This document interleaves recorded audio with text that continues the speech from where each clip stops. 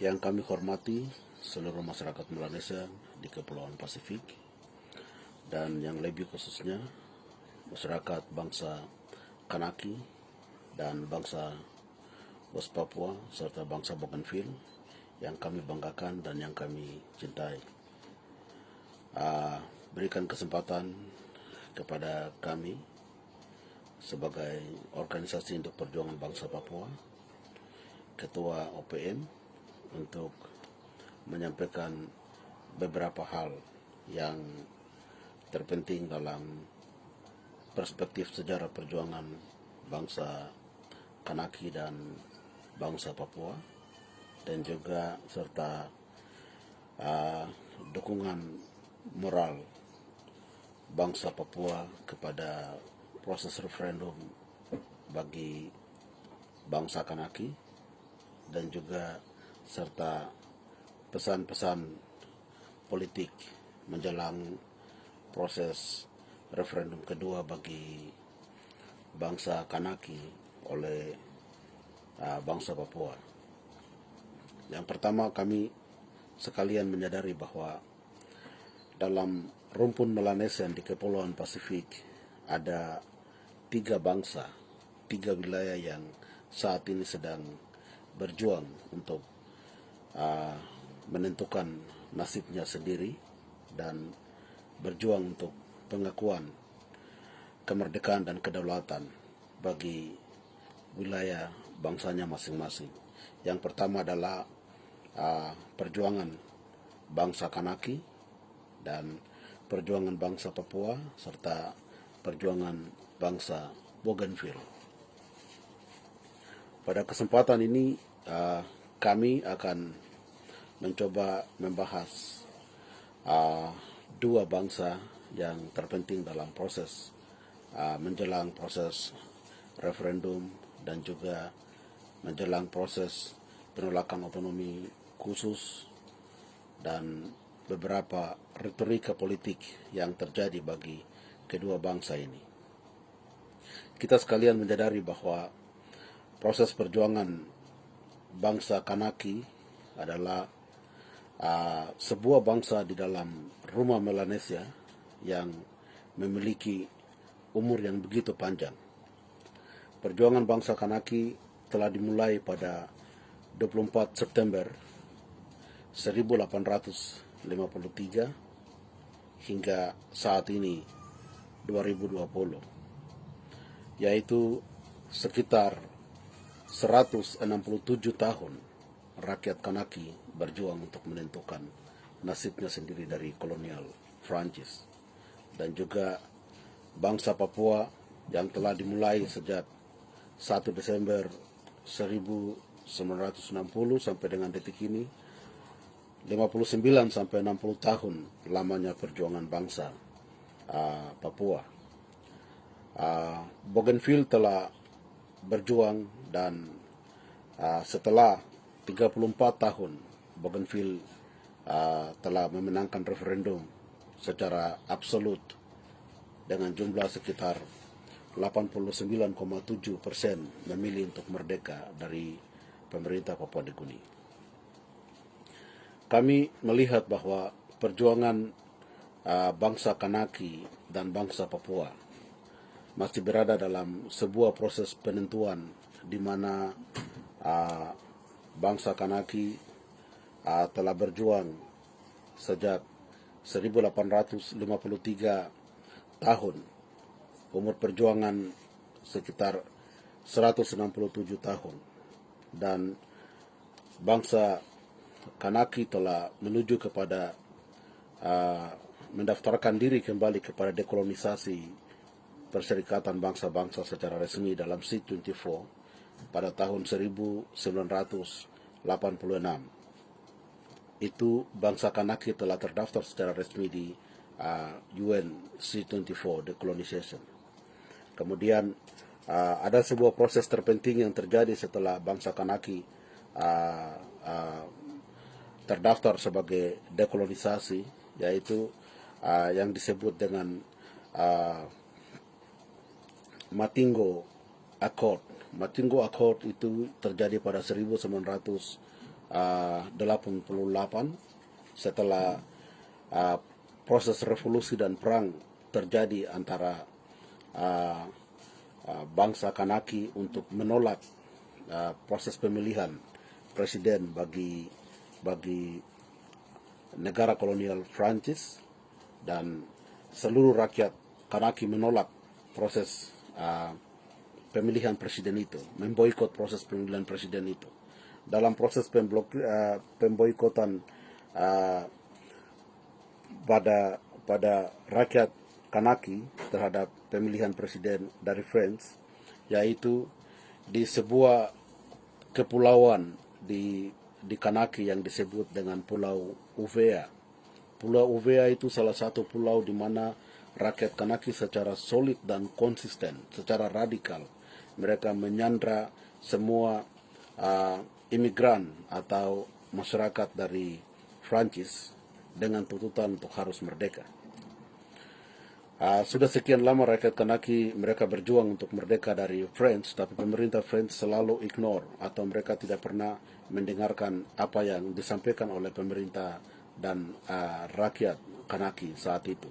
Dan setelah proses penyandrahan itu terjadi terhadap rakyat dan juga beberapa orang-orang penting Prancis terjadi di Uvea, dalam proses penolakan atau boikot presiden itu, terjadi sebuah proses negosiasi yang pertama oleh pemerintah Prancis dan juga rakyat Kanaki, pemimpin-pemimpin Kanaki.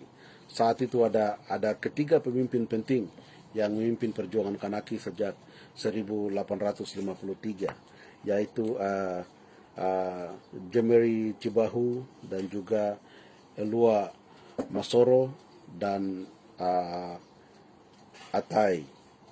Ketiga pemimpin ini mereka sangat konsisten untuk memimpin perjuangan rakyat Kanaki saat itu dengan berbagai model kepemimpinan mereka, sampai dengan ada beberapa peristiwa-peristiwa penting yang terjadi antara Jeremy Cibahu dan juga Elua Masoro dan juga Atai. Mereka dieksekusi atau terjadi perang yang dimana infiltrasi dari kolonial Prancis sampai bisa terjadi perpecahan antara pergerakan Kanaki dan rakyat Kanaki sendiri bisa membunuh pemimpinnya, yang sedang terjadi juga bagi bangsa Papua, ya, sama sedang terjadi. Jadi kondisi itu terus tercipta, di mana kolonial tetap akan memecah belakan kekuatan persatuan rakyat, di mana teori divide et impera itu sangat dipakai, sangat jitu untuk memecah belakan persatuan dari sebuah bangsa yang di mana mereka sedang menjajah. Dan itu sama terjadi bagi bangsa Kanaki. Dan dalam ketiga figur ini, dalam kepemimpinan mereka juga terjadi banyak sejarah yang tercatat dalam perjuangan bangsa Kanaki sampai dengan saat ini dalam kepemimpinan Evelyn Keyes. Evelyn Keyes sendiri telah lahir sejak Matingo Accord, yaitu 1988. Itu Evelyn Keyes lahir, dan saat ini kepemimpinan Evelyn Keyes masih dipimpin oleh Victor Tutugoro dan juga ada beberapa pemimpin-pemimpin lain yang berjuang bagi bangsa Kanaki. Jadi dalam proses bangsa Kanaki, yaitu 1986, itu bangsa Kanaki terdaftar dalam dekolonisasi PBB. Kalau 1986 sampai dengan 2020 saat ini, itu sekitar 36 tahun, itu bangsa Kanaki sudah ada dalam daftar dekolonisasi PBB, namun lobby, diplomasi, dan juga negosiasi yang dilakukan oleh bangsa Kanaki di UN Decolonization itu tidak dihargai sampai detik ini, maka rakyat Kanaki masih belum merdeka. Dan juga proses negosiasi itu terus dipengaruhi oleh pemerintah kolonial Prancis untuk tetap menjajah bangsa Kanaki. Setelah akord pertama atau yang disebut dengan Matingo Accord pada 1988, di situ lahirlah sebuah keinginan dan kesepakatan pertama untuk bagaimana bangsa Kanaki bisa menuju kepada sebuah proses yang disebut dengan referendum. Jadi proses referendum itu lahir bagi bangsa Kanaki pada Matingo Accord atau kesepakatan Matingo yang terjadi pada 1988. Kesepakatan itu diperkuat secara kebijakan kolonial di Kanaki dalam kesepakatan kedua yang disebut dengan Naumea Accord. Naumea Accord itu terjadi pada tahun 1998. 1998 yang terjadi pada Naumea Accord itu bagaimana rakyat Kanaki, pemimpin-pemimpin Kanaki secara teliti dan komprehensif mereka menjawab dan mempertahankan memenangkan sistem yang ditawarkan oleh kolonial Prancis terhadap mereka, sehingga keputusan-keputusan yang dilahirkan dalam Naumea Accord bahwa referendum harus dilakukan selama 3 kali, kemudian seperti kebijakan-kebijakan politik, kalau dalam pemerintahan di Kanaki misalnya anggota DPR itu dipilih atau terpilih sebagai pemimpin bangsa Kanaki yang mau merdeka, berarti wakilnya itu pro dari Prancis.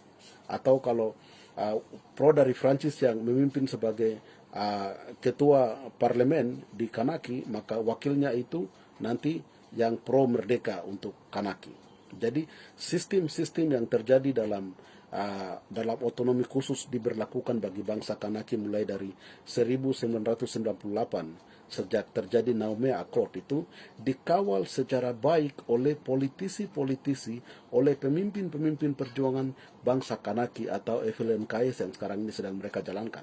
Jadi mereka sangat cermat untuk bermain politik di tingkatan lokal, di tingkatan nasional, dan di tingkatan internasional. Itu berbeda dengan bangsa Papua saat ini. Contoh kecil bahwa ingat, dalam pemberlakuan otonomi khusus bagi bangsa Papua sejak 2001 sampai dengan 2021 besok, mulai 2020 ini kita sekarang semua rame-rame bicara soal revisi otonomi khusus, evaluasi otonomi khusus, dan bikin ini bikin itu. Jakarta memaksakan untuk harus bentuk pansus dari MRP, bentuk pansus dari DPRP, bentuk pansus di DPD Jakarta, perwakilan dari Papua, dan harus pergi tarik mereka dari Dewan Adat lah, pergi LMA lah, dan segala macam, dan mulai terjadi konflik.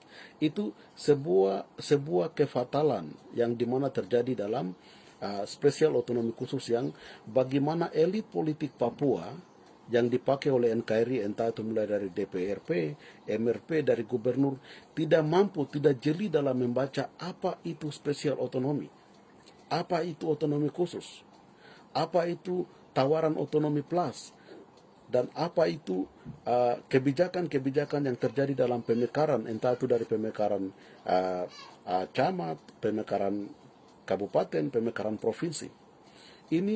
Ini sistem kolonial yang ditawarkan oleh Jakarta kepada bangsa Papua, yang elit politik Papua, bahkan juga elit politik yang bicara Papua merdeka, ini tidak mengerti untuk menerjemahkan secara komprehensif terhadap undang-undang spesial otonomi itu. Maka itu ketika mereka bicara revisi, semua bingung. Bagaimana revisi dan evaluasi setelah 20 tahun? Jadi selama 20 tahun itu undang-undang itu berjalan seperti bagaimana, tidak pernah dibicarakan. Sangat berbeda dengan proses bagi bangsa Kanaki. Bangsa Kanaki dalam pemberlakuan otonomi khusus mulai dari Naumea Accord dari 1998 itu sampai dengan detik ini, atau mulai dari Matinlo Accord dari 1988, itu mereka mengkawal para politisi Kanaki yang bicara untuk Kanaki merdeka, bahkan juga pemimpin-pemimpin perjuangan bangsa Kanaki. Mereka sangat teliti mengkawal itu sampai dengan mereka bisa berhasil menggiring kolonial untuk mencetak atau melahirkan undang-undang dalam Naumea Accord untuk melegalkan bahwa referendum bagi Naumea itu akan terjadi pada 3 kali. Jadi referendum pertama terjadi pada 2018 kemarin. Referendum kedua akan terjadi pada 4 Oktober 2020 bulan besok. Dan ingat bahwa referendum pertama bagi bangsa Kanaki itu yang memilih untuk Kanaki tetap dengan French itu 57%. Jadi 43% itu rakyat Kanaki meminta merdeka. Nah, rakyat Kanaki meminta merdeka dalam 43%, dan kami yakin bahwa referendum kedua ini dalam proses mulai dari 2018 sampai dengan 2020 ini, rakyat Kanaki, pemuda-pemuda Kanaki sudah ribuan pemuda-pemuda Kanaki sudah memiliki umur untuk memilih, mulai dari 17 sampai 18 tahun.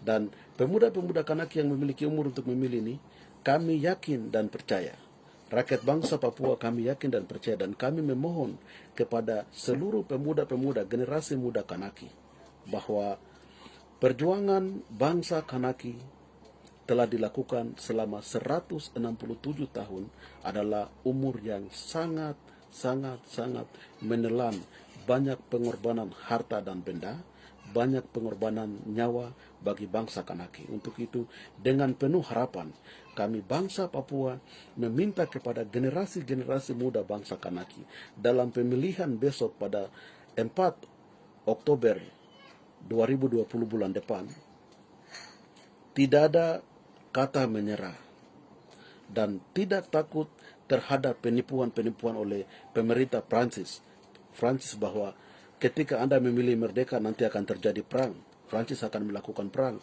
atau pemerintah Prancis akan kasih stop semua keuangan terhadap rakyat Prancis ketika Anda memilih merdeka. Itu semua isu-isu yang dibangun oleh kolonial Prancis untuk menipu rakyat Kanaki. Isu-isu yang sama dibangun oleh Jakarta juga kepada rakyat bangsa Papua. Kalau rakyat bangsa Papua menolak otonomi khusus, maka uang akan tidak ada. Kalau rakyat bangsa Papua menolak segala macam tawaran Jakarta dalam otonomi khusus, maka mulai akan terjadi perang besar-besaran atau pembantaian besar-besaran. Memang itu sedang terjadi, tetapi itu adalah cara dan sistem kolonial untuk bagaimana menindas rakyat bangsa Papua oleh Indonesia di Papua Barat dan juga oleh French di Kanaki. Untuk itu kepada seluruh generasi muda di Kanaki dan juga rakyat bangsa Papua, kita tetap fokus dan konsisten. Rakyat Papua tetap fokus dan konsisten untuk menolak otonomi khusus, kembali kepada Jakarta.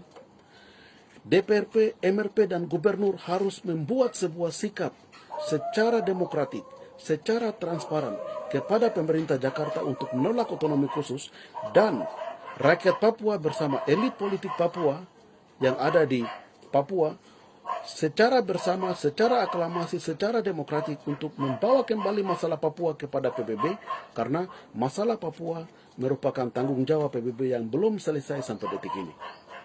Kepada rakyat Kanaki, bahwa seluruh masyarakat Kanaki, khususnya kepada pemuda-pemudi Kanaki yang akan memilih, jangan pernah takut, jangan pernah gentar, bahwa proses referendum yang akan terjadi bagi Kanaki harus diwujudkan.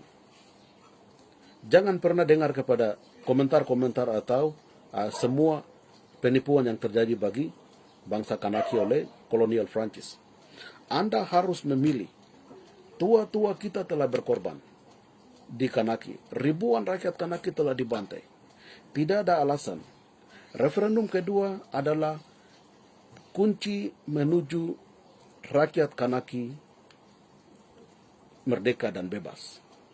Maka itu kepada generasi muda, kalau tua-tua kami telah berjuang selama 167 tahun, kami telah konsisten, kami telah fokus, kami memiliki komitmen. Kalau kami telah membuktikan itu dan kami telah berkorban, maka kami sudah beli perjuangan itu dengan darah dan air mata.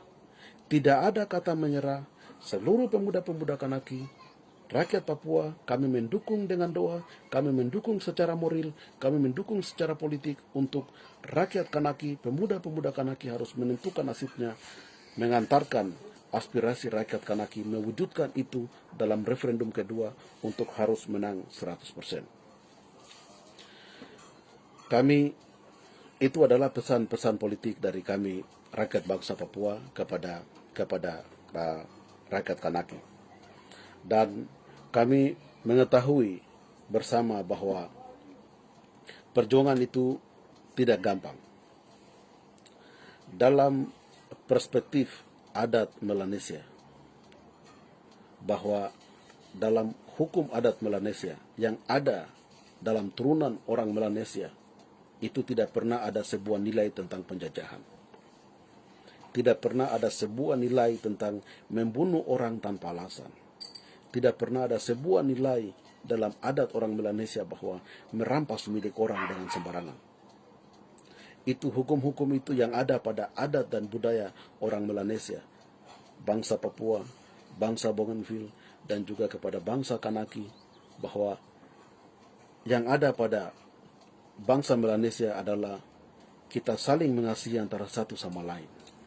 Hukum kasih, memberi, menolong antara satu sama yang lain. Berdasarkan perspektif itu, kami bangsa Papua, dari Organisasi Induk Perjuangan Bangsa Papua, kami meminta kepada rakyat dan bangsa Bougainville dan juga Kanaki dan juga seluruh bangsa-bangsa Melanesia seperti Papua Nugini sebagai bangsa yang terbesar dari seluruh bangsa-bangsa Melanesia dan Pasifik, Solomon Island, Fiji, Vanuatu, harus secara konsisten untuk mendukung perjuangan bangsa Kanaki, perjuangan bangsa West Papua, dan juga perjuangan bangsa Bougainville. Ini merupakan kesan pesan kami. Dan yang lebih khusus, yang terakhir kepada rakyat Papua, bahwa dalam konteks pengembalian otonomi khusus, kita harus kembali melihat bahwa rakyat Papua harus secara jeli, secara komprehensif, harus melihat letakkan sejarah perjuangan bangsa Papua. Bangsa Papua sudah merdeka berdasarkan Resolusi 1514 Perserikatan Bangsa-Bangsa. Resolusi itu dikeluarkan dan sudah disahkan secara resmi dalam Canberra Agreement pada 1947. Saat itu juga Papua Barat ditransfer sebagai sebuah wilayah tidak bernegara dalam sebuah sistem di PBB yang disebut dengan trusteeship atau komite perwalian. Papua Barat tidak berpemerintahan sampai berdasarkan Resolusi 1514 itu, pemerintah Belanda mendapatkan legitimasi dan membentuk sebuah embrio negara bangsa Papua pada 1 Desember 1961.